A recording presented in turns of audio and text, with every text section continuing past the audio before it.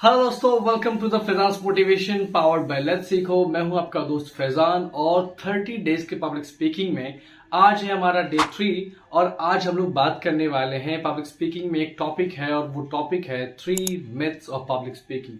बिल्कुल ऐसे 3 मिथ के बारे में जिसमें लोग बहुत ज्यादा डरते हैं पब्लिक स्पीकिंग को सीखने में, और ये तीनों मिथ बहुत ही कमाल की है। इसके बारे में बात करेंगे, समझेंगे और इसके सोल्यूशन के बारे में भी बात करेंगे इस वीडियो में हम लोग। तो चलिए टॉपिक को स्टार्ट करते हैं बिना देरी के। तीनों मिथ में सबसे पहले जो पॉइंट है जिसके बारे में हम लोग बात करने वाले हैं, ये बहुत ही मजेदार पॉइंट है और लोगों को लगता है कि शायद ये पॉइंट के बिना हम लोग पब्लिक स्पीकिंग नहीं सीख सकते। तो बिल्कुल ऐसा नहीं है। इसमें कहा जाता है कि you must speak fluent English. बिल्कुल ऐसा कुछ नहीं है। पब्लिक स्पीकिंग में अगर आप कंफर्टेबल हैं तो आप हिंदी में भी पब्लिक स्पीकिंग कर सकते हैं। कोई जरूरी नहीं है कि आपको इंग्लिश आनी ही चाहिए। ये सबसे बड़ी मिथ है जो हम हर स्टूडेंट के अंदर, हर इंसान के अंदर डाली गई है। जो भी बच्चा, जो भी स्टूडेंट स्टेज पे आता है या फिर अपने बारे में बताता है या फिर स्पीच देता है या फिर कुछ भी डिलीवर करता है, तो उसे लगता है कि मुझे इंग्लिश नहीं आती तो शायद मैं पब्लिक स्पीकिंग नहीं कर सकता। तो ऐसा बिल्कुल भी नहीं है। आप कभी भी ये मत सोचें कि पब्लिक स्पीकिंग में इंग्लिश सिर्फ एक कम्युनिकेशन है, एक लैंग्वेज है। ये कोई सब्जेक्ट नहीं है। इंग्लिश एक क्या है, एक लैंग्वेज है। तो इंग्लिश सीखना अच्छी बात है, लेकिन ऐसा कुछ नहीं है। अगर आप अपनी भाषा में, अपने लैंग्वेज में, अपने नेटिव लैंग्वेज में कंफर्टेबल हैं तो आप पब्लिक स्पीकिंग कर सकते हैं। हाँ, यह है कि चीजें को धीरे धीरे सीखा जा सकता है।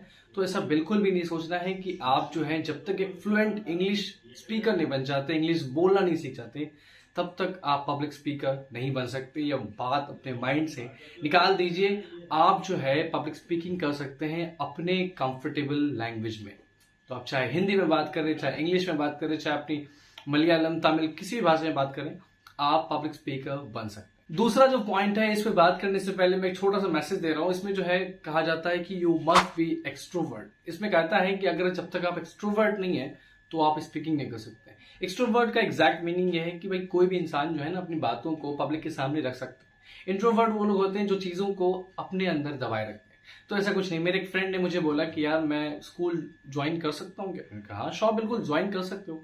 तो उन्होंने मुझे पढ़ाने के बारे में, तो मैंने उससे बहुत सारी चीजें बताई स्कूल को लेकर के, बाकी चीजों के लेकर के। देखो, बच्चों से मिलोगे तो बच्चों से किस तरह से मिलना है, किस तरह से बात करना है। तो आप सबको पता है कि उसने मुझे जवाब में क्या कहा, अरे नहीं नहीं, मैं तो एक इंट्रोवर्ट हूँ, मैं कैसे बच्चों से बात कर सकता हूँ यार, मुझे तो आता ही नहीं है।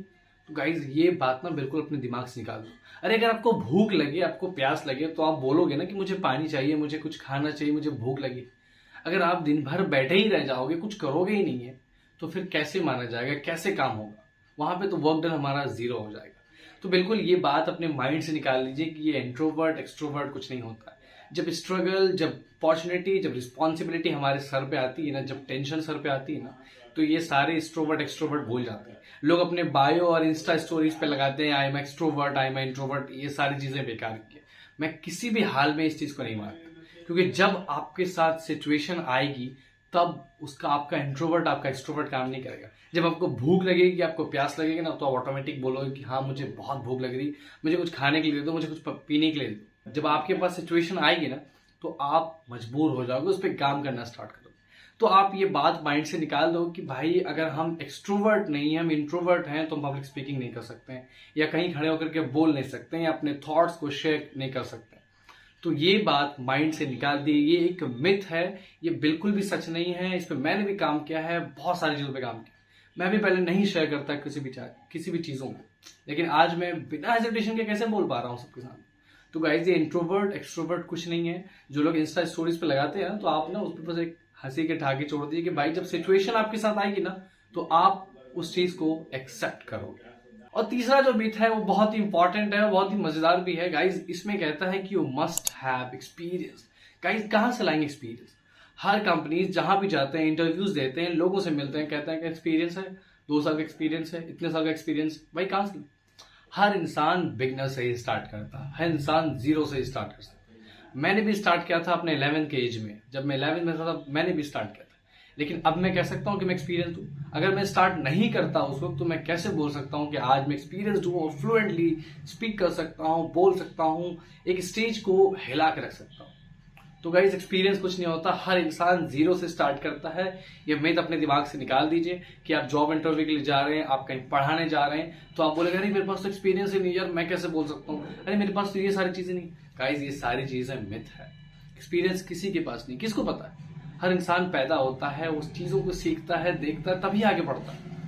एग्जैक्ट किसी के पास एक्सपीरियंस नहीं है।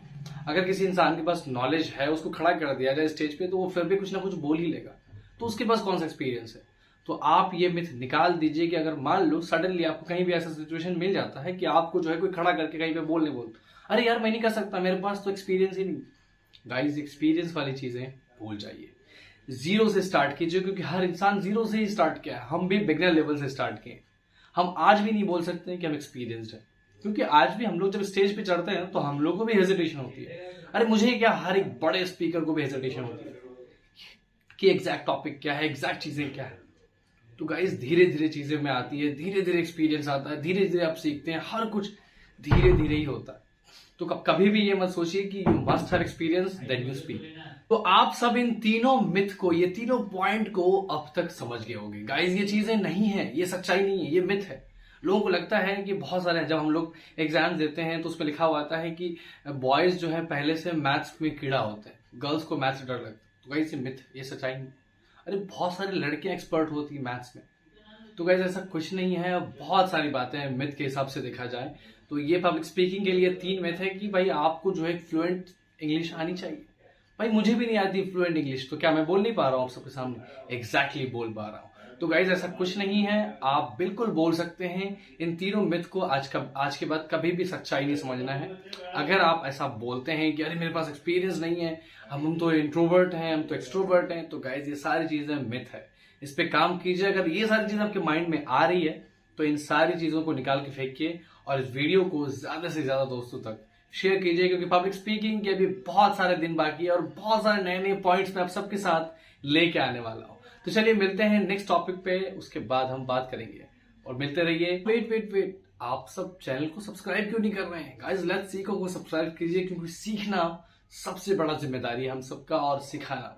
आपके पास अगर कुछ है तो आप मुझे शेयर कर सकते हैं, कमेंट में बता सकते हैं। तो चलिए चैनल को सब्सक्राइब कीजिए और अपने सारे दोस्तों तक शेयर कीजिए।